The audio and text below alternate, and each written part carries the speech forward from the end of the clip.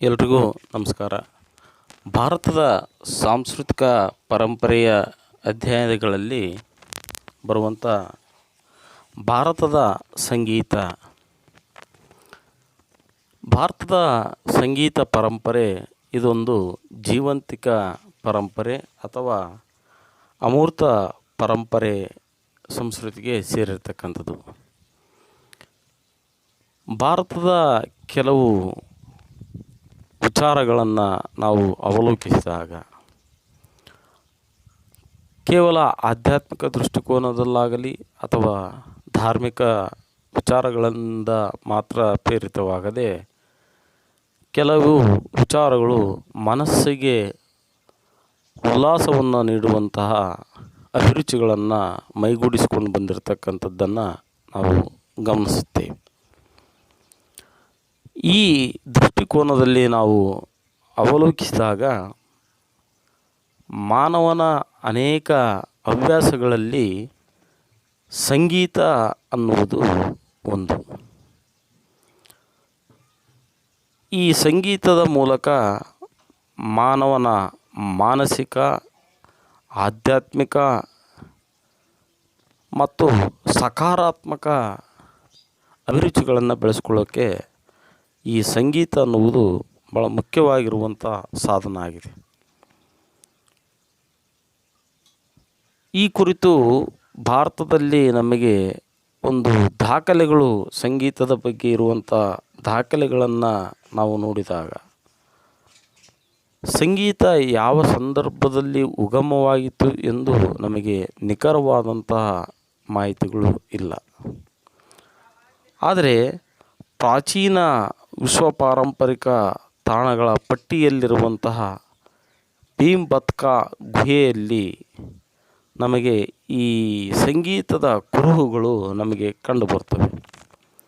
ಅದಾದ ನಂತರ ನಾವು ನೋಡ್ತಕ್ಕಂಥದ್ದು ಕಂದಗಿರಿ, ಉದಯಗಿರಿ, ಈ ಗುಹೆಗಳಲ್ಲಿ ಸಂಗೀತದ ಉಪಕರಣಗಳು, ನೃತ್ಯ ದೃಶ್ಯಗಳು ನಮಗೆ ಕಂಡುಬರ್ತವೆ.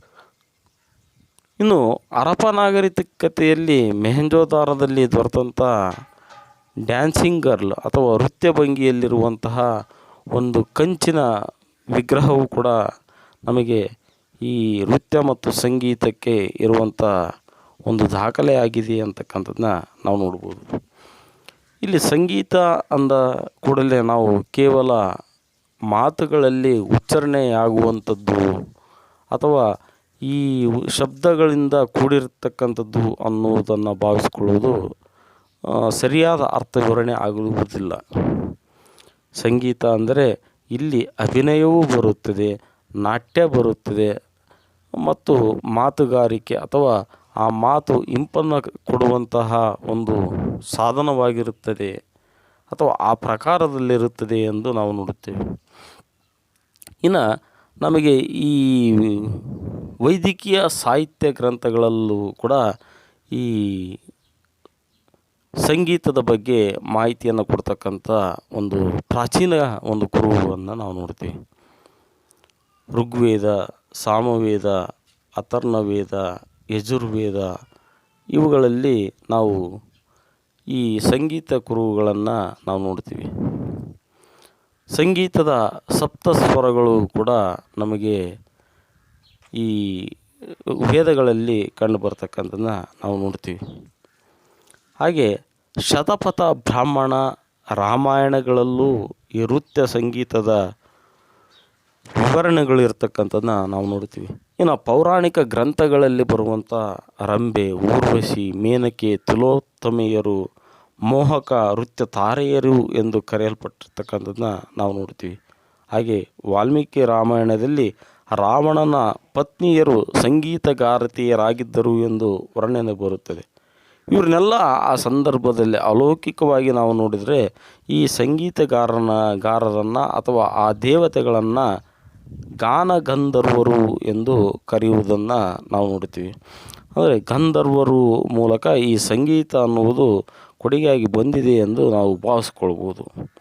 ಇನ್ನು ಈ ಆಧಾರಗಳು ಒಂದು ರೀತಿಯಲ್ಲಿ ಆಧ್ಯಾತ್ಮಿಕ ಅಥವಾ ಅಲೌಕಿಕ ಆಧಾರಗಳಿಗೆ ಸೀಮಿತವಾದರೆ, ಇನ್ನು ನಮಗೆ ದಾಖಲಾತ್ಮಕ ಆಧಾರಗಳನ್ನು ನಾವು ನೋಡೋದಾದರೆ ನಮಗೆ ಈ ವೀಣೆ, ತಂತಿ, ಶಂಖ, ಕೊಳಲು ಈ ರೀತಿಯ ಉಪಕರಣಗಳು ನಮಗೆ ಸಂಗೀತದ ಉಪಕರಣಗಳಲ್ಲಿ ಸಿಗ್ತವೆ. ಇನ್ನು ಸಂಗೀತಕ್ಕೆ ಒಂದು ಶಾಸ್ತ್ರೀಯವಾಗಿರುವಂತಹ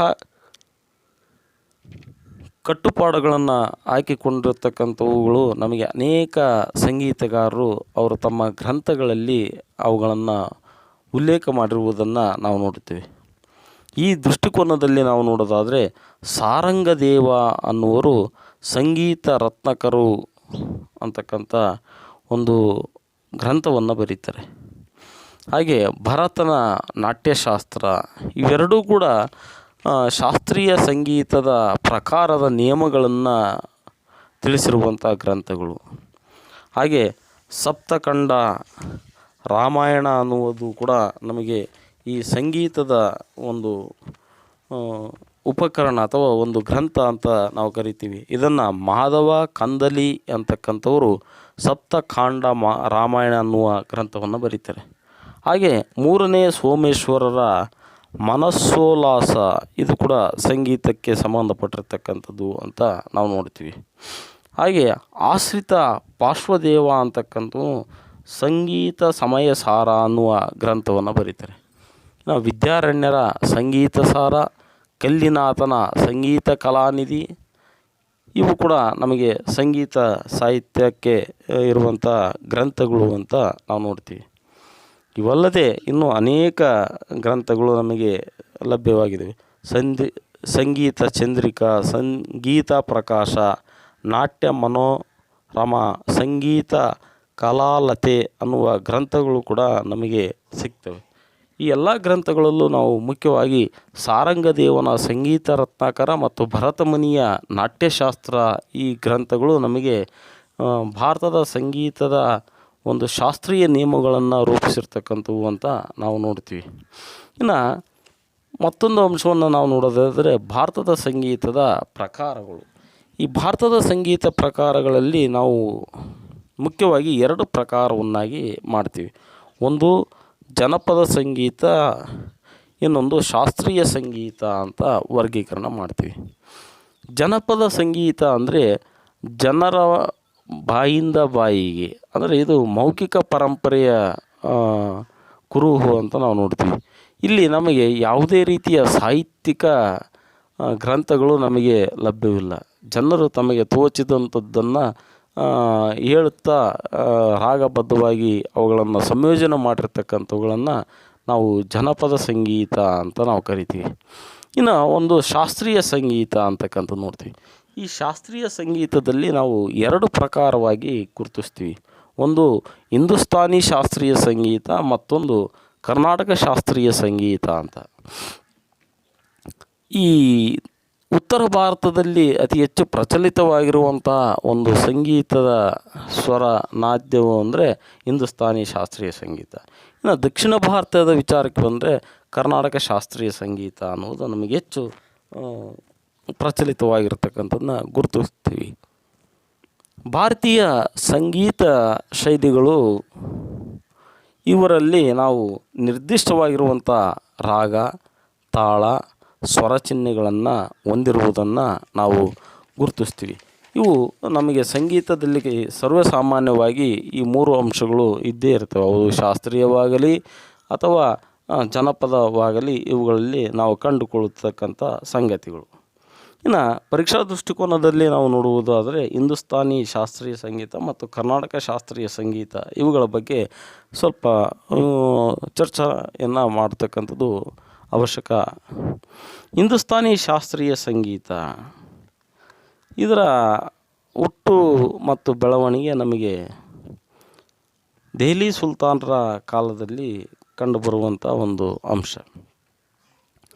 ಭಾರತೀಯ ಶಾಸ್ತ್ರೀಯ ಸಂಗೀತ ಮತ್ತು ಪರ್ಷಿಯಾ ಶಾಸ್ತ್ರೀಯ ಸಂಗೀತಗಳ ಒಂದು ಪ್ರಭಾವದಿಂದ ಹಿಂದೂಸ್ತಾನಿ ಶಾಸ್ತ್ರೀಯ ಸಂಗೀತ ರೂಪುಗೊಳ್ಳುತ್ತೆ. ಇದರ ಮೂಲ ಸೃಷ್ಟಿಕರ್ತ ಅಂದರೆ ಅಮೀರ್ ಖುಸ್ರೋ. ಈ ಅಮೀರ್ ಖುಸ್ರೋವನ್ನು ನಾವು ಭಾರತದ ಗಿಳಿ ಎಂದು ಕರೆಯುತ್ತೇವೆ. ಹಾಗೆ ತಾನ್ಸೇನ್ ಅನ್ನುವರು ಕೂಡ ಸುಪ್ರಸಿದ್ಧ ಸಂಗೀತಗಾರರು. ಈ ತಾನ್ಸೇನ್ ಬಗ್ಗೆ ನಮಗೆ ಕೆಲವು ವಿಚಾರಗಳನ್ನು ಹೇಳಬೇಕಾದ್ರೆ, ಅಕ್ಬರ್ನ ಕಾಲದಲ್ಲಿ ಕಂಡುಬರುವಂಥ ಒಬ್ಬ ಸುಪ್ರಸಿದ್ಧ ಸಂಗೀತಗಾರ ಅಂತ ತಿಳಿಯಲಾಗುತ್ತೆ. ಈತ ಸಂಗೀತವನ್ನು ಹೇಳುವುದಕ್ಕೆ ಪ್ರಾರಂಭಿಸಿದರೆ ಕಲ್ಲು ನೀರಾಗುವುದು, ನೀರು ಕಲ್ಲಾಗುವ ರೀತಿಯ ಒಂದು ಸಂಗೀತ ಕಾರ್ಯಕ್ರಮಗಳನ್ನು ಕೊಡ್ತಾ ಇದ್ದ ಅನ್ನುವುದು ತಿಳಿದು ಬರುತ್ತೆ. ಅಂದರೆ ಅಷ್ಟರ ಮಟ್ಟಿಗೆ ಇವರು ಮೇಧಾವಿಗಳಾಗಿದ್ದಂಥವರು ಅಂತಕ್ಕಂಥದ್ದನ್ನ ನಾವು ನೋಡ್ತೀವಿ. ಹಾಗೆ ಇವರ ಕಾಲದಲ್ಲಿ ಸಿತಾರ, ಸತೂರ, ತಬಲ, ಸಾರಂಗ, ಹಾರ್ಮೋನಿಯಂ, ಸರೋದ್ ಅನ್ನುವ ಉಪಕರಣಗಳನ್ನು ಈ ಒಂದು ಹಿಂದೂಸ್ತಾನಿ ಶಾಸ್ತ್ರೀಯ ಸಂಗೀತದಲ್ಲಿ ಅಳವಡಿಸಿಕೊಂಡಿರ್ತಕ್ಕಂಥದ್ದನ್ನ ನಾವು ಗುರುತಿಸ್ತೀವಿ. ಇಲ್ಲಿ ಪ್ರೀತಿ, ಪ್ರಕೃತಿ, ಭಕ್ತಿಗೀತೆಗಳು, ಸಂಗೀತ ಸಾಹಿತ್ಯಗಳ ರಾಗತಾಳಗಳು, ಸಂಗೀತಗಾರರ ಶೈಲಿಗಳು, ಇವುಗಳು ನಾವು ಮುಖ್ಯವಾಗಿ ಈ ಒಂದು ಹಿಂದೂಸ್ತಾನಿ ಶಾಸ್ತ್ರೀಯ ಸಂಗೀತದಲ್ಲಿರುವಂಥ ಅಂಶಗಳನ್ನು ನೋಡ್ತೀವಿ. ಹಾಡುಗಾರರಲ್ಲಿ ಒಂದು ಲಯಬದ್ಧತೆ ಅನ್ನುವುದು ಈ ಒಂದು ಹಿಂದೂಸ್ತಾನಿ ಶೈಲಿಯ ಮುಖ್ಯ ಲಕ್ಷಣ ಅಂತಕ್ಕಂಥದ್ದನ್ನ ನಾವು ನೋಡ್ತೀವಿ. ಇನ್ನು ನಮಗೆ ಅನೇಕ ಹಿಂದೂಸ್ತಾನಿ ಸಂಗೀತಗಾರರು ನಮಗೆ ಕಾಣಸಿಗ್ತಾರೆ. ಗುರುರಾವ್ ದೇಶಪಾಂಡೆ ಅಂತಕ್ಕಂಥವ್ರು, ಭೀಮ್ಸೇನ್ ಜೋಶಿ, ಜಸ್ರಾಜ್ ಅಂತಕ್ಕಂಥವ್ರು, ಮಲ್ಲಿಕಾರ್ಜುನ್ ಮನ್ಸೂರು, ಬಸವರಾಜ್ ರಾಜ್ಗುರು, ನಸ್ರತ್ ಫತ್ತೇ ಅಲಿ ಖಾನ್, ಉಸ್ತಾದ್ ಬಿಸ್ಮಿಲ್ಲಾ ಖಾನ್. ನಮಗೆ ಉಸ್ತಾದ್ ಬಿಸ್ಮಿಲ್ಲಾ ಖಾನು ಒಬ್ಬ ಶಹನಾಯಿ ವಾದಕರು ಅಂತಕ್ಕಂಥದ್ದು ನಮಗೆ ಗೊತ್ತಿದೆ. ಹಾಗೆ ಪಂಡಿತ್ ರವಿಶಂಕರ್ ಇವರು ಸಿತಾರ ಮೂಲಕ ಸಂಗೀತವನ್ನು ಹೇಳ್ಕೊಡ್ತಕ್ಕಂಥವ್ರು. ಶಿವಕುಮಾರ್ ಶರ್ಮಾ ಅಂತಕ್ಕಂಥವ್ರು ಸತೂರನ್ನು ಬಳಸಿರ್ತಕ್ಕಂಥವ್ರು. ಹರಿಪ್ರಸಾದ್ ಚೌರಾಸಿಯಾ ಅಂತಕ್ಕಂಥವ್ರು ಕೊಳಲು ಮೂಲಕ ಸಂಗೀತ ಕಾರ್ಯಕ್ರಮವನ್ನು ಕೊಟ್ಟಿರ್ತಕ್ಕಂಥವ್ರು. ಜಾಕಿರ್ ಹುಸೇನ್ ಅಂತಕ್ಕಂಥವ್ರು. ಇವರೆಲ್ಲ ನಮಗೆ ಹಿಂದೂಸ್ತಾನಿ ಶಾಸ್ತ್ರೀಯ ಸಂಗೀತದಲ್ಲಿ ಅತಿ ಹೆಚ್ಚು ಸಾಧನೆಗೈದಂಥವ್ರು ಅಂತ ನಾವು ನೋಡ್ತೀವಿ. ಇನ್ನು ಈ ಹಿಂದೂಸ್ತಾನಿ ಶಾಸ್ತ್ರೀಯ ಸಂಗೀತದಲ್ಲಿ ಅನೇಕ ಪ್ರಕಾರಗಳಿದ್ದಾವೆ. ಅವುಗಳೆಂದರೆ ಧ್ರುಪದ್ ಅಂತಕ್ಕಂಥದ್ದು. ಧ್ರುಪದ್ ಅಂದರೆ ಭಕ್ತಿಗೆ ಸಂಬಂಧಪಟ್ಟ ಅಥವಾ ಭಕ್ತಿ ಪ್ರಧಾನವಾಗಿರ್ತಕ್ಕಂಥವು ಧ್ರುಪದ್ ಅಂತ ಅದನ್ನು ಕರೀತಾರೆ. ಭಜನೆ ಇದು ಧಾರ್ಮಿಕ ಸಂಗೀತವಾಗಿರ್ತಕ್ಕಂಥದ್ದನ್ನ ನಾವು ನೋಡ್ತೀವಿ. ಗಜಲ್ ಇದು ಪರ್ಷಿಯನ್ ಮಾದರಿಯಲ್ಲಿ ಇರುವಂಥ ಸಂಗೀತ ಅಂತಕ್ಕಂಥದ್ದನ್ನ ನಾವು ನೋಡ್ತೀವಿ. ಖಯಾಲ್ ಅಂತಕ್ಕಂಥದ್ದು ಮನೋಧರ್ಮಕ್ಕೆ ಸಂಬಂಧಪಟ್ಟಿರ್ತಕ್ಕಂಥ ಸಂಗೀತ. ತಾರಾನ ಅನ್ನುವುದು ಸಂತೋಷದ ಭಾವನೆಗಳನ್ನು ಬಿತ್ತುವಂಥ ಸಂಗೀತ. ಟುರ್ಮಿ ಅನ್ನುವುದು ಶೃಂಗಾರಕ್ಕೆ ಸಂಬಂಧಪಟ್ಟಿರ್ತಕ್ಕಂಥ ಸಂಗೀತ. ಈ ರೀತಿ ಸಂಗೀತದಲ್ಲಿ ನಾವು ಹಿಂದೂಸ್ತಾನಿ ಸಂಗೀತದಲ್ಲಿ ಪ್ರಕಾರಗಳನ್ನು ಗುರುತಿಸ್ತೀವಿ. ಹಿಂದೂಸ್ತಾನಿ ಶಾಸ್ತ್ರೀಯ ಸಂಗೀತಗಳನ್ನು ಅನೇಕ ಕಚೇರಿಗಳನ್ನು, ಸಾರ್ವಜನಿಕ ಉತ್ಸವಗಳಲ್ಲಿ, ಧಾರ್ಮಿಕ ಸಮ್ಮೇಳನಗಳಲ್ಲಿ, ಸಾಹಿತ್ಯ ಸಮ್ಮೇಳನಗಳಲ್ಲಿ ಮುಖ್ಯವಾಗಿ ಇವುಗಳನ್ನು ಆಯೋಜಿಸಿ ಅಲ್ಲಿ ಜನರಿಗೆ ರಸದೌತಣವನ್ನು ನೀಡ್ತಕ್ಕಂಥದ್ದನ್ನ ನಾವು ನೋಡ್ತೀವಿ. ಕೆಲವು ಖಾಸಗಿಯಾಗಿ ಕೂಡ ಗಾಯನ ಕಚೇರಿಗಳನ್ನು ಏರ್ಪಡಿಸಿರ್ತಕ್ಕಂಥದ್ದನ್ನ ನಾವು ಗುರುತಿಸ್ತೀವಿ. ಇಂಥ ಸಂಗೀತಗಾರರಿಗೆ ನಮಗೆ ಭಾರತದ ಸರ್ಕಾರ, ಕರ್ನಾಟಕ ಸರ್ಕಾರ ಅನೇಕ ಪ್ರಶಸ್ತಿಗಳನ್ನು ನೀಡಿ ಗೌರವಿಸಿರ್ತಕ್ಕಂಥದ್ದನ್ನ ನಾವು ನೋಡ್ತೀವಿ. ಇದರಲ್ಲಿ ಭಾರತ ರತ್ನ ಪಡೆದಂಥವರು, ಪದ್ಮಶ್ರೀ ಪಡೆದಂಥವರು, ಪದ್ಮವಿಭೂಷಣ ಅಂತಕ್ಕಂಥ ಪದವಿಗಳನ್ನು ಕೊಟ್ಟು ಅವರಿಗೆ ಗೌರವಿಸಿ ಅವ್ರನ್ನ ಸತ್ಕರಿಸಿರ್ತಕ್ಕಂಥದ್ದನ್ನ ನಾವು ನೋಡ್ತೀವಿ. ಇನ್ನು ಕರ್ನಾಟಕ ಶಾಸ್ತ್ರೀಯ ಸಂಗೀತದ ವಿಚಾರಕ್ಕೆ ಬಂದಾಗ ಇದು ನಮಗೆ ದಕ್ಷಿಣ ಭಾರತಕ್ಕೆ ಸಂಬಂಧಪಟ್ಟಂಥ ಶಾಸ್ತ್ರೀಯ ಸಂಗೀತವಾಗಿದೆ ಅಂತಕ್ಕಂಥದ್ದನ್ನ ನಾವು ನೋಡ್ತೀವಿ. ಈ ಕರ್ನಾಟಕ ಸಂಗೀತದಲ್ಲಿ ನಾವು ಭಕ್ತಿ ಪ್ರಧಾನವಾಗಿರುವಂಥ ಭಕ್ತಿರಸ, ಭಕ್ತಿಗೀತೆಗಳು, ಕೀರ್ತನೆಗಳಿಂದ ಇವು ಹೆಚ್ಚು ತುಂಬಿಕೊಂಡಿರ್ತಕ್ಕಂಥದ್ದನ್ನ ನಾವು ನೋಡ್ತೀವಿ. ಈ ಕರ್ನಾಟಕ ಶಾಸ್ತ್ರೀಯ ಸಂಗೀತದ ಪಿತಾಮಹ ಅಂತ ನಾವು ಪುರಂದರದಾಸರನ್ನು ಕರಿತೀವಿ. ಹಾಗೆ ತ್ಯಾಗರಾಜು, ಮುತ್ತುಸ್ವಾಮಿ ದೀಕ್ಷಿತ್ತು, ಶ್ಯಾಮಶಾಸ್ತ್ರಿ ಅಂತಕ್ಕಂಥವ್ರು ಇವ್ರನ್ನ ತ್ಯಾಗರಾಜು, ಮುತ್ತುಸ್ವಾಮಿ ದೀಕ್ಷಿತ್ತು ಮತ್ತು ಶ್ಯಾಮಶಾಸ್ತ್ರಿ ಅಂತಕ್ಕಂಥವ್ರನ್ನ ಸಂಗೀತದ ತ್ರಿಮೂರ್ತಿಗಳು ಅಂತ ನಾವು ಕರಿತಕ್ಕಂಥದ್ದನ್ನ ನಾವು ನೋಡ್ತೀವಿ. ಇವರು ಅನೇಕ ಸಂಗೀತ ಗ್ರಂಥಗಳನ್ನು ಬರೆದಿರ್ತಕ್ಕಂಥದ್ದು ನೋಡ್ತೀವಿ. ಅದರಲ್ಲಿ ತ್ಯಾಗರಾಜ ಅಂತಕ್ಕಂಥವ್ರು ಪಂಚರತ್ನ ಅಂತಕ್ಕಂಥದ್ದು ಬರೆದರೆ, ಜಗದೇವ ಅಂತಕ್ಕಂಥವ್ನು ಅಷ್ಟಪದಿಗಳು ಅಂತಕ್ಕಂಥದ್ದು ಬರೀತಾರೆ. ಮುತ್ತುಸ್ವಾಮಿ ಅಂತಕ್ಕಂಥವ್ರು ದೀಕ್ಷಿತ ಅಷ್ಟಪದಿಗಳು ಅಂತಕ್ಕಂಥ ಒಂದು ಸಾಹಿತ್ಯ ಗ್ರಂಥಗಳನ್ನು ಬರೀತಾರೆ. ಇವರಲ್ಲದೆ ಅನೇಕ ನಮಗೆ ಸಂಗೀತಗಾರರು ಕರ್ನಾಟಕ ಸಂಗೀತಕ್ಕೆ ತಮ್ಮನ್ನು ತಾನು ಅರ್ಪಿಸಿಕೊಂಡಿರ್ತಕ್ಕಂಥವ್ರು ಸಿಗ್ತಕ್ಕಂಥದ್ದನ್ನ ನಾವು ನೋಡ್ತೀವಿ. MS ಸುಬ್ಬಲಕ್ಷ್ಮಿ ಅಂತಕ್ಕಂಥವ್ರು, ಡಾಕ್ಟರ್ ಬಾಲಮುರಳಿ ಕೃಷ್ಣ ಅಂತಕ್ಕಂಥವ್ರು, DK ಪಟ್ಟಮಾಳ್ ಅಂತಕ್ಕಂಥವ್ರು, ಯೇಸುದಾಸು, ಶ್ರೀನಿವಾಸ ಅಯ್ಯಂಗರು, ಅರುಣ್ ಸಾಯಿರಾವ್ ಅಂತಕ್ಕಂಥವ್ರು, ಬಾಂಬೆ ಜಯಶ್ರೀ ಅಂತಕ್ಕಂಥವ್ರು, ಸುಧಾ ರಾಗನಾಥ್, ಇವರೆಲ್ಲರೂ ಕೂಡ ಕರ್ನಾಟಕ ಶಾಸ್ತ್ರೀಯ ಸಂಗೀತದಲ್ಲಿ ಹೆಚ್ಚು ದುಡಿದಂಥವ್ರು, ಶ್ರಮಿಸಿದವರಂಥವ್ರು ಅಂತಕ್ಕಂಥದ್ದನ್ನ ನಾವು ಗುರುತಿಸ್ಬೋದು. ಈ ಕರ್ನಾಟಕ ಶಾಸ್ತ್ರೀಯ ಸಂಗೀತದಲ್ಲಿ ಬರುವಂಥ ಪ್ರಮುಖ ವಾದ್ಯಗಳು ಅಂದರೆ ತಂಬೂರಿ, ಶ್ರುತಿ ಪೆಟ್ಟಿಗೆ, ಸರಸ್ವತಿ ವೀಣೆ, ಪಿಟೀಲು, ನಾದಸ್ವರ, ಚಿತ್ರವೀಣೆ, ಮೃದಂಗ, ಘಂಟಂ, ಕಾಂಜೀರ್, ತೆವಿಲ್ ಅಂತಕ್ಕಂಥ ಉಪಕರಣಗಳನ್ನು ಇಲ್ಲಿ ಬಳಸಿರ್ತಕ್ಕಂಥದ್ದನ್ನ ನಾವು ನೋಡ್ತೀವಿ.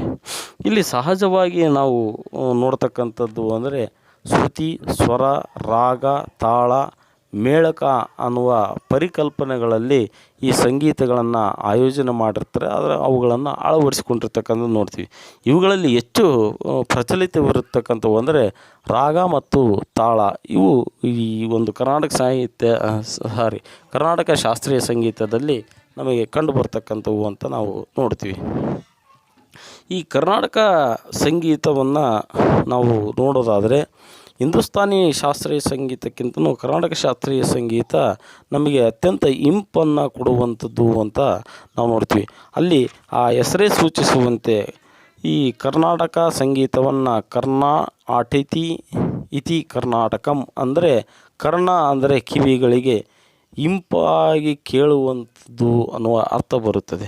ಹಾಗಾಗಿ ಇವು ಹೆಚ್ಚು ಕೇಳುವುದಕ್ಕೆ ನಮಗೆ ಸ್ವಾರಸ್ಯವನ್ನುಂಟು ಮಾಡ್ತಕ್ಕಂಥವು ಅಂತ ನಾವು ನೋಡ್ತೀವಿ. ಇಲ್ಲಿ ನಾವು ಮುಖ್ಯವಾಗಿ ಅನೇಕ ಸಂಗೀತಗಾರರನ್ನು ನಾವು ನೋಡ್ಬೋದು ಕರ್ನಾಟಕ ಶಾಸ್ತ್ರೀಯ ಸಂಗೀತದಲ್ಲಿ. ಇಲ್ಲಿ ನಾವು ಮುಖ್ಯವಾಗಿ ಪುಂಡರಿಕ ವಿಠಲ, ಪುರಂದರದಾಸ, ಶ್ರೀಪಾದರಾಯ, ಕನಕದಾಸ, ಜಗನ್ನಾಥದಾಸ, ವಿಜಯದಾಸ, ಕಮಲೇಶ ವಿಠಲ ಅಂತಕ್ಕಂಥವ್ರು ಈ ಭಕ್ತಿ ಮಾರ್ಗದ ಮೂಲಕ ಕರ್ನಾಟಕ ಸಂಗೀತವನ್ನು ಪ್ರಚಾರ ಮಾಡಿದರು ಅಂತಕ್ಕಂಥದ್ದನ್ನ ನಾವು ನೋಡ್ತೀವಿ. ಇನ್ನು ಕರ್ನಾಟಕ ಶಾಸ್ತ್ರೀಯ ಸಂಗೀತದಲ್ಲಿ ಇನ್ನೂ ಆಧುನಿಕವಾಗಿ ನಮಗೆ ಕಂಡುಬರ್ತಕ್ಕಂಥವ್ರು ಅಂದರೆ ಮೈಸೂರಿನ ದೊರೆಸ್ವಾಮಿ ಅಯ್ಯಂಗರು. ಇವರು ವೀಣೆಯನ್ನು ನುಡಿಸ್ತಕ್ಕಂಥವ್ರು. ಪಿ ಚೌಡಯ್ಯ ಅವ್ರನ್ನ ಪಿಟೀಲು ಚೌಡಯ್ಯ ಅಂತ ನಾವು ಕರಿತೀವಿ. ಪಿಟೀಲನ್ನು ಆವಿಷ್ಕರಿಸಿ ಅದನ್ನು ಸುಧಾರಿಸಿರ್ತಕ್ಕಂಥವ್ರು ಮತ್ತು ಅದರಲ್ಲಿ ಹೆಚ್ಚು ಪ್ರಖ್ಯಾತಿಯನ್ನು ಗಳಿಸಿರ್ತಕ್ಕಂಥವ್ರು. ವೀಣೆ ವೆಂಕಟ ಸುಬ್ಬಯ್ಯ ಅಂತಕ್ಕಂಥವ್ರು ವೀಣೆಯನ್ನು ನುಡಿಸಿರ್ತಕ್ಕಂಥವ್ರು. ವೀಣೆ ಶೇಷಣ್ಣ, ಮೈಸೂರು ಸದಾಶಿವರಾವ್, ಚಿಕ್ಕರಾಯಪ್ಪ, ಸಾಂಬಯ್ಯ ಮುಂತಾದವರು ಈ ಒಂದು ಕರ್ನಾಟಕ ಶಾಸ್ತ್ರೀಯ ಸಂಗೀತದಲ್ಲಿ ಹೆಚ್ಚು ದುಡಿದಂಥವರು, ಪರಿಶ್ರಮಿಗಳು ಅಂತ ನಾವು ನೋಡ್ತೀವಿ. ಇಲ್ಲಿ ನಾವು ಒಟ್ಟಾಗಿ ನಾವು ನೋಡೋದಾದರೆ ಸಂಗೀತವು ಮಾನವನಿಗೆ ಒಂದು ಮನಸ್ಸಿಗೆ ಮೃದುವನ್ನು ನೀಡುವಂಥ ವಿಚಾರಗಳಿವೆ. ಇಲ್ಲಿ ಅವನನ್ನು ಆಧ್ಯಾತ್ಮಿಕದತ್ತ ಧಾರ್ಮಿಕ ಮನೋಭಾವನೆಯನ್ನು ಮೂಡಿಸ್ತಕ್ಕಂಥ ಅಲೌಕಿಕ ಜೀವನಕ್ಕೆ ಆದ್ಯತೆಯನ್ನು ಕೊಡುವಂಥ ಒಂದು ಅಂಶಗಳು ಈ ಸಂಗೀತ ಕಾರ್ಯಕ್ರಮಗಳಲ್ಲಿ ಇರ್ತವೆ. ನಾವು ಇವತ್ತು ಏನನ್ನು ಹೇಳಿದ್ದೀವಿ ಇದು ಕೇವಲ ಶಾಸ್ತ್ರೀಯ ಸಂಗೀತಕ್ಕೆ ಸಂಬಂಧಪಟ್ಟಿರ್ತಕ್ಕಂಥದ್ದಾಗಿರುತ್ತೆ.